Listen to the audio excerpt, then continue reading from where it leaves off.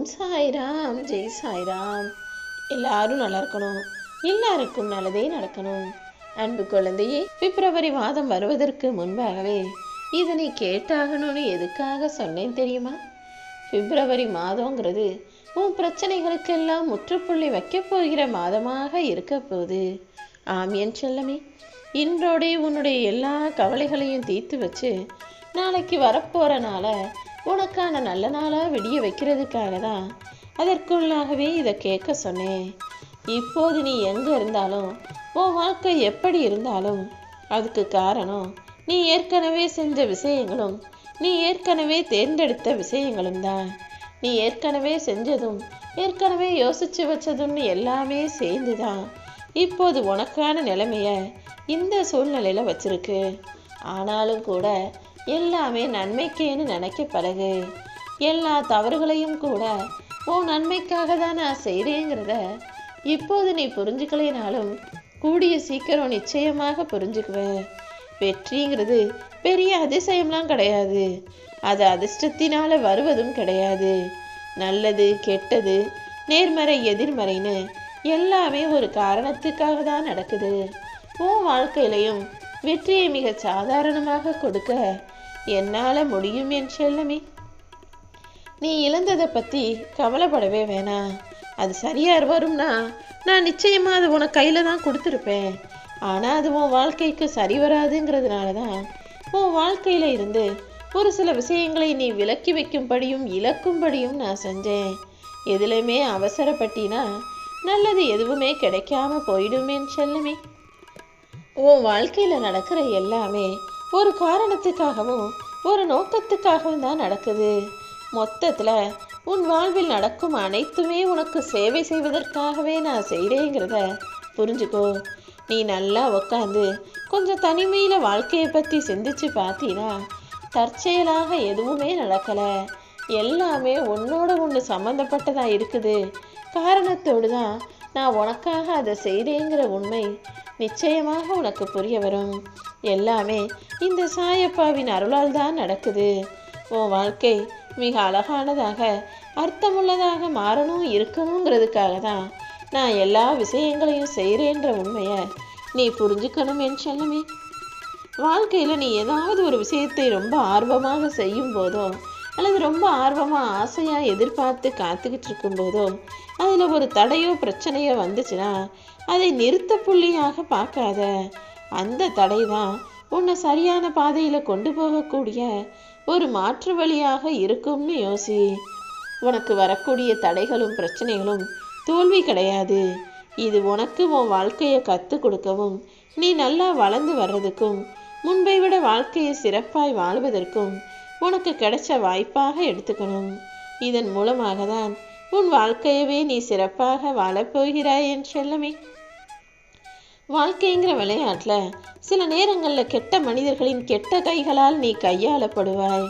அதுக்காக நீ தப்பான வழியில் மாட்டிக்கிட்ட, தப்பான மனிதர்களிடம் சிக்கிக்கிட்ட, இனிமே அவ்வளோதான், உன் வாழ்க்கையே முடிஞ்சிருச்சு, உன்னால் மேலே எழுந்து வர முடியாது, ஜெயிக்க முடியாது, வெற்றி பெற முடியாதுன்னு அர்த்தம் கிடையாது.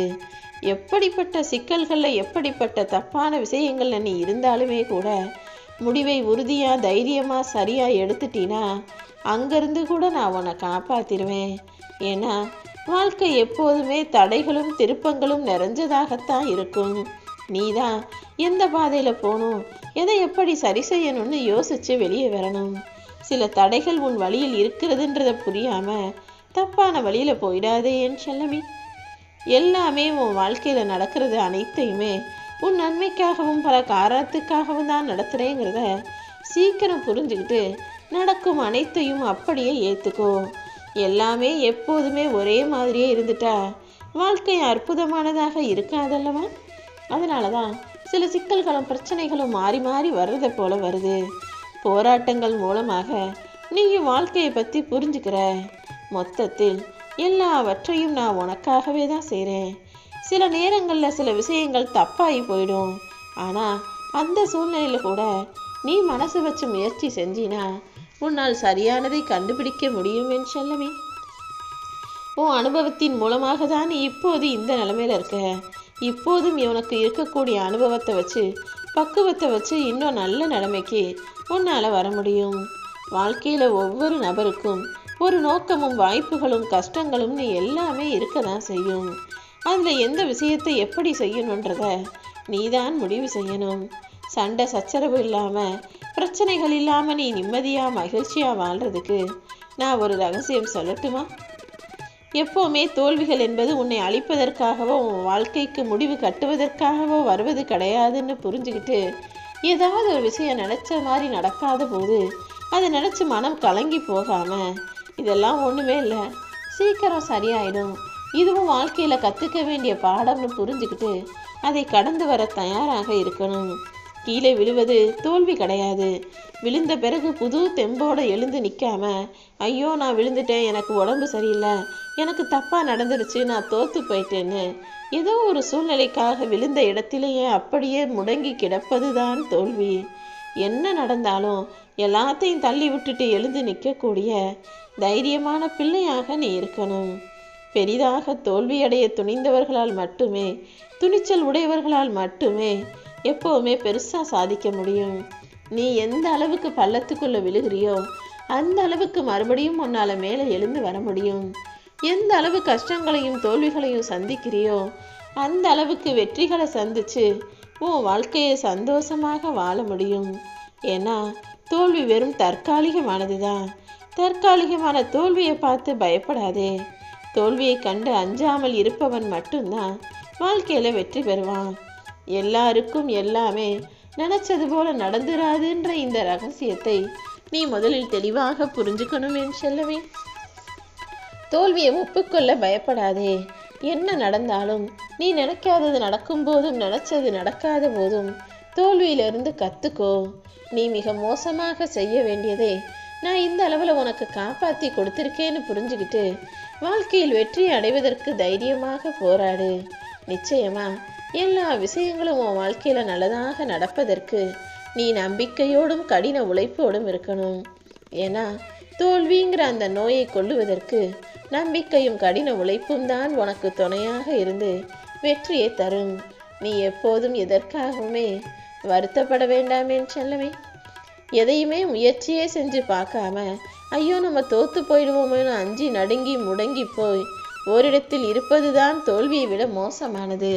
அதை காட்டிலும் முயற்சி செஞ்சு தோத்து போகிறது தப்பே கிடையாது. அடுத்த முறை நிச்சயமாக உன்னால் ஜெயிக்க முடியும். ஐயோ தோத்துடுவோமோ, நாம் நினச்சது நடக்காமல் போயிடுமோன்னு பயப்படாத. நீ உன்னுடைய முயற்சிக்கு எந்த விதத்திலும் தோல்வி ஏற்படாமல் மறுபடியும் முயற்சியை சந்திக்க தயாராக இருந்தினா வெற்றி நிச்சயமாக உன்னை சந்திக்க வந்துடும். வெற்றி பெற முடியாத 10,000 வழிகளை கண்டுபிடிச்ச மனிதர்கள் எல்லாம் இருக்காங்க. நீ அவ்வளோலாம் கஷ்டப்படலை. கூடிய சீக்கிரம் உன் வாழ்க்கையில் உனக்கான வெற்றியை இந்த சாயப்பா நிச்சயமாக உன் கண்களுக்கு காட்டுவேன். ஓம் சாய்ராம்.